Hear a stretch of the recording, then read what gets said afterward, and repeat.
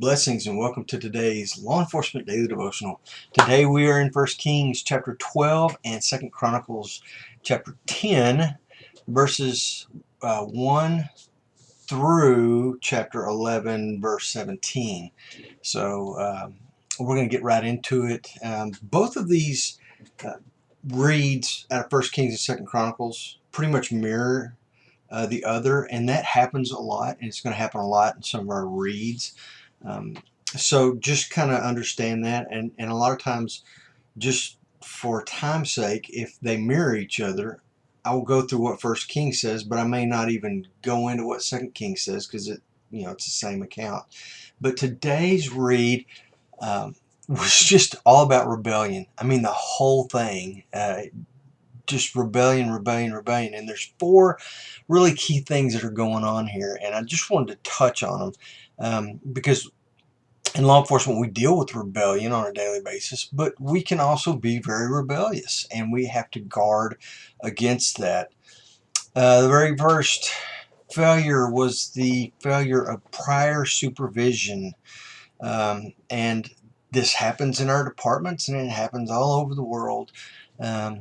But when one supervisor leaves and another supervisor takes over, the standard expectation of any business or agency or whatever the case may be is that when that supervisor that's leading has trained up the supervisor that's taking over, so that when one leaves and the other one comes in, it's a seamless transition.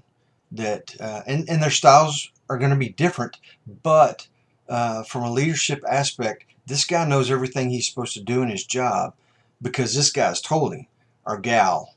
And when the younger or the newer takes over, they know what their job is and they can just move right into it. This does not happen with King Solomon. He does not seem to have taken his own son aside and said, hey, here is what you do when A happens. Here's what you do when B happens. Kind of run through this training of his own son, which just stands out big time. The second failure is the current supervision. So it's going to the second failure is Solomon's son as he takes over this leadership role, and we see he makes some really bad decisions, and he has to own those decisions. Again, part of it goes back to he wasn't trained well, but we all know. I knew when I took over as a sergeant in my first supervisor assignment that I couldn't blame any of my mistakes on my predecessor. I owned them all. They were mine. I was the supervisor at that point. And so Rehoboam has to take on some of the responsibility himself because he does make some bonehead decisions, as we all do. The third mistake in this whole, drama is the counsel that he gets from the younger men. He decides to take the counsel of his friends over the counsel of the elders and the guys who had been in the administration of Solomon, who had done this for years and had the experience and knowledge. And when this proposition is put before him of, hey, release the workload on your own people and we will follow you. The counsel he gets from the elders is, do this and the people will love you and they'll follow you. The younger friends of his say, nah, man, let's just stick our thumb on them and drive them into the ground. And so he goes, oh, that sounds like a really good idea. And he takes that advice and it just turns out horribly. The fourth is the rebellion of the people. When the people realize that he is not going to lift his thumb off of them, their leader Jeroboam rebels and says, fine, we'll just make our own country and we're not going to stay under your authority.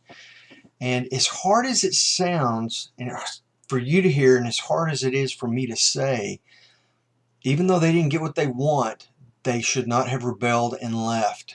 They should not have gone to make their own kingdom. They were under this authority, and they should have stayed under the authority, continued to work it out, continued to make appeals.